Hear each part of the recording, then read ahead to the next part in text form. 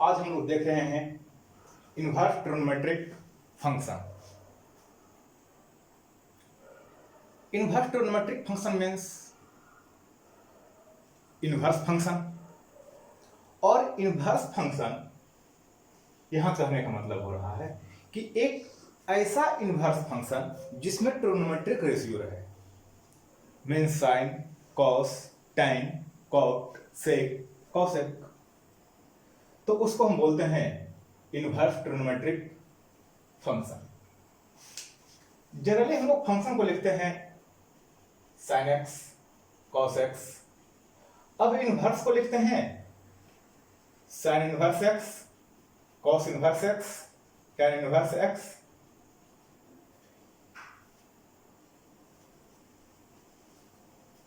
तो y equal to sine inverse x, y equal to cos inverse x, y equal to tan inverse x, इस तरह से है। अगर इसके हम डोमेन की बात करें तो -1 टू +1। यहां अगर ये चीज देखा जाए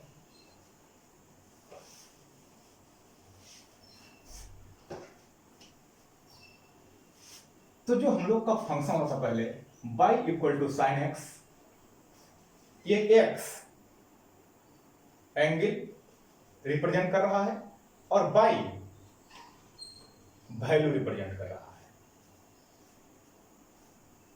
अगर इसमें बात करें, अगर y equal to sine inverse x की बात करते हैं हम, तो x आपको वैल्यू रिप्रेजेंट कर रहा है और y आपको एंगल रिप्रेजेंट कर रहा है। अगर हम साइन इनवर्स x या कॉस इनवर्स x या टैन इनवर्स x जो भी वैल्यू बात करते हैं, ये जो पूरे वैल्यू है, ये पूरे वैल्यू एक एंगल को रिप्रेजेंट कर रहा है। तो x वैल्यू है, तो हम डोमेन में बात करते हैं x। इसका डोमेन क्या हो सकता है? तो साइन का वैल्यू +1 -1 टू +1, मैक्सिमम +1 और मिनिमम -1। उसी तरह से कॉस का वैल्यू मिनिमम -1 और मैक्सिमम +1। टैन और कॉट का वैल्यू -∞ टू +∞, या फिर आप इसको कह सकते हैं रियल नंबर और रियल नंबर। अगर हम सेक और कॉसेक की बात करें तो वैल्यू -∞ से +∞ तक होता है, लेकिन -1 से +1 तक नहीं होता है।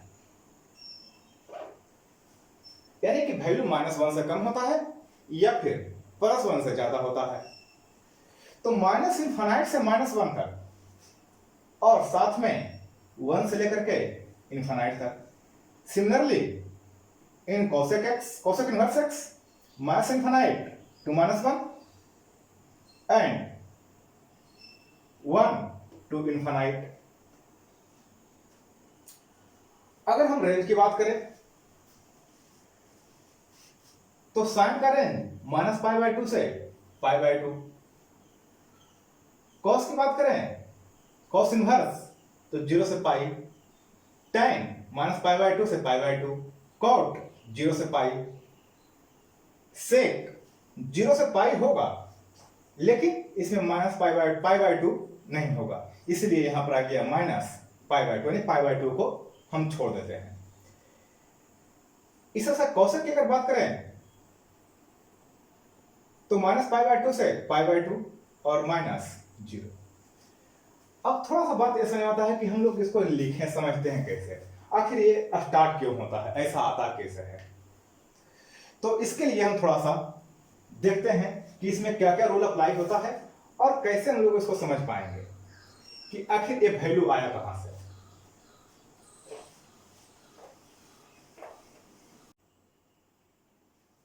देखते हैं ग्राफ। तो इनवर्स फंक्शन होने के लिए आप लोग कंडीशन देखे होंगे, फंक्शन बाइजेक्टिव होना चाहिए। In a function strictly increase और strictly decrease. Bijective means 1 1 and onto, यानी फंक्शन रिपीट नहीं होना चाहिए। तो फंक्शन अगर रिपीट नहीं होना चाहिए तो यहाँ जितने भी ट्रिग्नोमेट्रिक फंक्शन हैं वो सब पीरियोडिक फंक्शन है, यानी सब after a fixed interval repeat. Sine की अगर बात करते हैं तो साइन का ग्राफ कुछ ओरिजिन से पास करता है, मैक्सिमम 1 तक गया है और मिनिमम -1 तक गया है। अगर इस फंक्शन को हमको 1 1 बनाना है, 1 1 एंड ऑन टू, तो इस फंक्शन को हम कुछ मॉडिफाई कर देते हैं, यानी कि इसको स्कैप आउट कर देते हैं।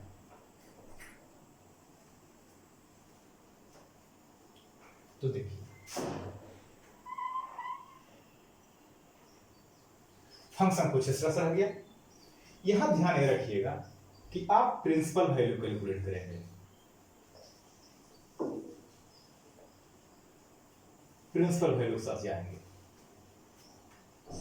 बहुत जगह तो आपको ये ऐसा ग्राफ कट करके मिल जाएगा, लेकिन आपको जो जाना है वो प्रिंसिपल वैल्यू के साथ। तो प्रिंसिपल वैल्यू के लिए 0 से पाई और 0 से -पाई, 0 से -पाई हो जाएगा आपको क्लॉक में, और 0 से पाई एंटी क्लॉक। तो अब जरा देखते हैं, अगर यहाँ तो अब हम साइन को, अब हम इसको इनवर्स के फॉर्म में कन्वर्ट किए हैं, यानी कि y equal to sine x था तो हम इसको कर दिए y equal to sine inverse x. ऐसे रियल में यहाँ होना चाहिए था x equal to sine inverse y. तो हम था इसी को डोमेन और रेंज लिखने के लिए हम लोग इस तरह से रूल अप्लाई किए हैं। तो देखिए अब एक जो ग्राफ है वो सीधे इस तरह से उलट जाएगा, सीधा ऐसे चला जाएगा ग्राफ। ये जो वैल्यू है एक्स एक्सिस पर आ जाएगा और ये जो वैल्यू है वो आ जाएगा वाई एक्सिस पर।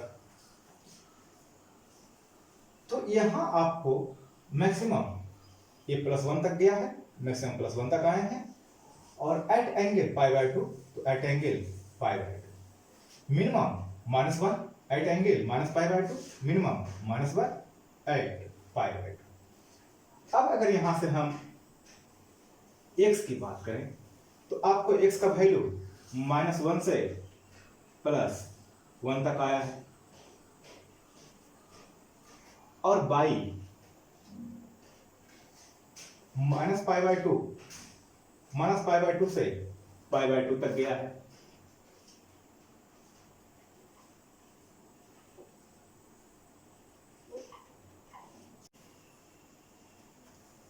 अगर हम cos x की बात करते हैं तो ग्राफ 0 से साइन 0 का cos 0 का वैल्यू 1 होता है, तो ग्राफ ओरिजिन से क्रॉस नहीं करता है, ये π/2 पर कट करता है एक्स एक्सिस को। तो अब समझते हैं, अगर हमको इसको बनाना है 1 1 फंक्शन, तो हम इसके प्रिंसिपल वैल्यू को रखते हुए इसको स्कैप आउट कर देते हैं। तो अब देखिए ये हो गया आपका वैल्यू +1 और ये हो गया वैल्यू -1। तो एक वैल्यू +1 और एक वैल्यू -1। π/2 पर वैल्यू -1 है, सॉरी पाई पर वैल्यू -1 है, तो पाई पर वैल्यू -1 है। π/2 पर वैल्यू 0 हो गया, π/2 पर वैल्यू 0 हो गया। और अगर 0 पर बात करते हैं तो वैल्यू 1 है। तो ग्राफ कुछ इस तरह से आ रहा है इसका। तो अगर यहां से हम बात करें तो x belongs to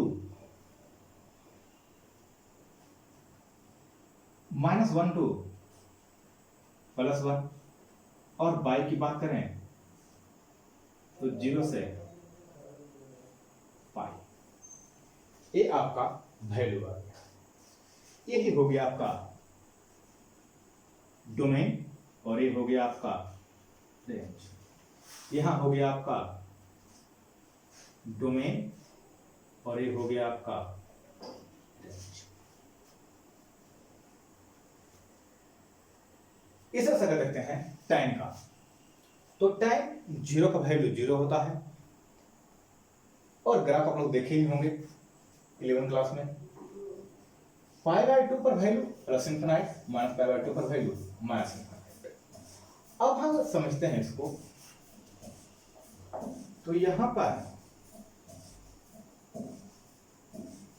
escape out कर देते हैं। अब एक फंक्शन स्ट्रिक्टली इंक्रीज हो गया, अब एक फंक्शन 1 1 तैयार हो गया। अब अगर इसको हम इनवर्स के फॉर्म में कन्वर्ट करते हैं, तो इनवर्स के फॉर्म में जैसे ही हम लोग इसको कन्वर्ट करेंगे, तो जो वैल्यू x का है वो आ जाएगा y पर, और जो y का है वो आ जाएगा x पर। तो देखिए, अगर π/2 पर बात करते हैं, तो π/2 पर वैल्यू इनफाइनाइट है, तो वैल्यू इनफाइनाइट है। -π/2 पर वैल्यू माइनस इनफाइनाइट है, तो -π/2 पर वैल्यू माइनस इनफाइनाइट है। ये हो गया आपका परफेक्ट वैल्यू। अब यहां से आप बात करते हैं x बिलोंग्स टू, तो x का वैल्यू कोई भी रियल नंबर है या फिर minus infinite two plus infinite रहेगा, और y का वैल्यू -π/2 से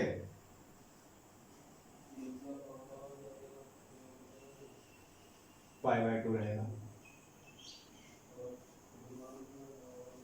तो ये हो गया आपका रेंज और ये हो गया आपका डोमेन। कोई दिक्कत नहीं? चलिए, तो आप इसी तरह से कॉट, सेक और कोसेक सबका वैल्यू निकाल सकते हैं, कोई दिक्कत नहीं।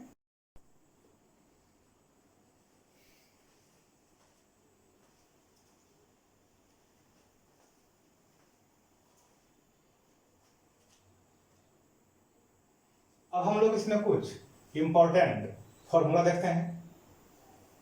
Sign inverse sine x equal to x, उसी तरह से cos inverse cos x equal to x, जो भी है sec inverse sec x equal to x. इसमें कुछ टर्म एंड कंडीशन एप्लीकेबल है। किसी भी एक्स के लिए एक फॉर्मूला नहीं है। एक्स का कंडीशन इसका डोमेन होना चाहिए, जो भी हम लोग डोमेन देख रहे थे उस डोमेन में हर हाल में ये लाइव होना चाहिए। अब अगर इसका हम प्रूफ की बात करें, तो देखते हैं। लेट हम लोग प्रूफ कर रहे हैं sine inverse sine x equal to x. हम यहां से लेट करते हैं sine x equal to theta, sine x equal to theta, तो x इक्वल टू हो जाएगा साइन इनवर्स थीटा। अब इस थीटा के वैल्यू को यहां से पुट आउट कर दीजिए और कह सकते हैं x equal to sine inverse sine x. तो देखिए, sine inverse sine x equal to आपका x आ गया। इस तरह से अगर इसमें देखते हैं, प्रूफ की बात करते हैं। सिमिलरली अब अगर आप पूरे के चाहते हैं तो इसी तरह से आप सबको प्रूफ कर सकते हैं। हम एक को प्रूफ करके बता दिए हैं, सिंपल है। जहां जरूरत होगा वहां सबका प्रूफ देंगे। अगर हम इसमें बात करते हैं sine sine inverse x equal to x, हम इसका प्रूफ देख रहे हैं। तो लेट करते हैं sine inverse x equal to theta, तो sine theta equal to x. Theta का वैल्यू फिर से आपका आ गया साइन इनवर्स एक्स, यानी कि sine sine inverse x equal to x. ये हो गया आपका प्रूफ फर्स्ट का। इस तरह से सेकेंड, थर्ड, फोर्थ, 5, 6 जिसका भी चाहते हैं आप प्रूफ कर सकते हैं। कुछ फॉर्मूला इसमें और हैं, उसकी जरा बात करते हैं। यहां पर जो वैल्यू है वो नेगेटिव है, तो आपको sine inverse minus x equal to minus sine x, cos inverse minus x equal to pi minus cos inverse x. देखिए generally sine inverse minus x कहने का मतलब sine negative, value of sine is negative, और value of sine is negative means fourth quadrant. Fourth quadrant तो उसमें हम लोग जाने के लिए नेगेटिव यूज करेंगे। इस तरह से cos inverse x, cos inverse minus x means cos का वैल्यू नेगेटिव, और cos negative means second quadrant, और second quadrant means pi minus something. इस तरह से जो भी वैल्यू रखेंगे हम लोग उसको चेक कर लेंगे यहां। अब यहां पर एक चीज समझते हैं थोड़ा सा।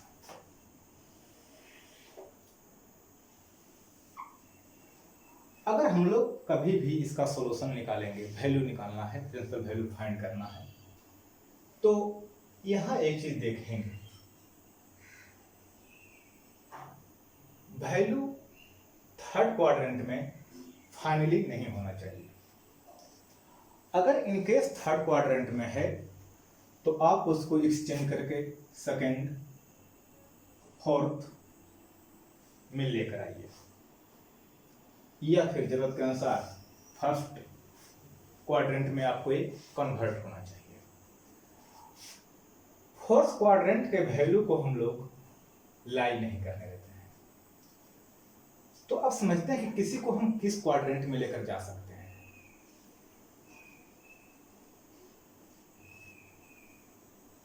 फर्स्ट क्वाड्रेंट की अगर बात किया जाए तो इसमें ऑल आ जाएंगे, जितने भी हैं सब में फर्स्ट क्वाड्रेंट कंबाइंड होंगे, और बाकी कुछ में सेकेंड और कुछ में फोर्थ कंबाइंड रहेंगे। जैसे अगर हम बात करते हैं कॉस साइन की, तो यहां फर्स्ट क्वाड्रेंट में हर एक ट्रिग्नोमेट्रिक फंक्शन पॉजिटिव है तो साइन भी पॉजिटिव होगा। सेकेंड क्वाड्रेंट में साइन पॉजिटिव है, तो हमको चाहिए एक नेगेटिव वैल्यू का, तो अब उसको लेकर चले जाएंगे फोर्थ क्वाड्रेंट में। यानी कि साइन के लिए आपका आ गया फर्स्ट और फोर्थ। फर्स्ट के लिए 0 से π/4, और फोर्थ के लिए 0 से -π/4। थोरोली आपका π/2, थोरोली आपके लिए आ गया -π/2 से π/2। अगर हम कॉस की बात करें तो कॉस यहां पॉजिटिव होता है फोर्थ में, तो हम जरूरत के अनुसार सेकंड में लेकर चले जाते हैं, यानी कि 0 से लेकर के पाई तक। तो जो आपको डोमेन और रेंज दिए थे वो इसी के अनुसार दिया गया है। अगर tan की बात करें तो tan यहां पॉजिटिव है और tan दोनों में नेगेटिव है, तो हम बात करते हैं कि आखिर नेगेटिव tan 0 का वैल्यू तो 0 है, tan π/2 इनफाइनाइट है, यानी पॉजिटिव वैल्यू इधर हो गया। अगर tan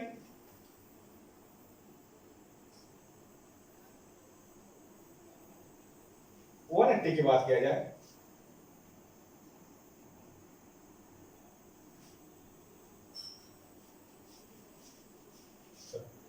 tan -π/4 की बात करें, -π/2 की बात करें, तो यहां होता है वैल्यू -इनफाइनाइट। तो एक बार हम लोग पॉजिटिव रखते हैं और एक बार हम लोग निगेटिव। विशेष आप लोग ग्राफ में देख चुके होंगे कि क्यों रखते हैं ऐसा। तो फोर्थ थर्ड क्वाड्रेंट में अगर कोई वैल्यू है तो हमको उसको स्कैप आउट करना होगा और उसके जगह पर हमको आना होगा फर्स्ट, सेकेंड और फोर्थ। अब इस पर जब हम कुछ प्रॉब्लम देखते हैं, इसके बाद हम लोग आय का फॉर्मूला देखेंगे।